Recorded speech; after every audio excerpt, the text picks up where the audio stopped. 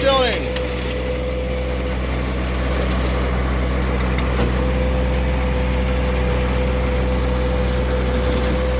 We'll work on planting section right here.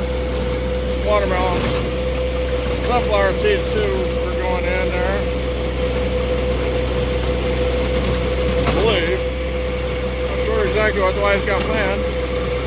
But we're getting it ready.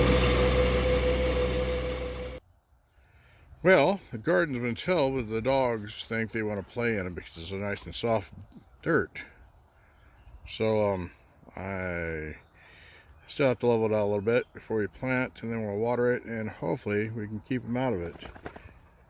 The wet soil they don't like running in, so therefore, because the mud's stuck to their feet, so they should stay out of it once it's planted and watered.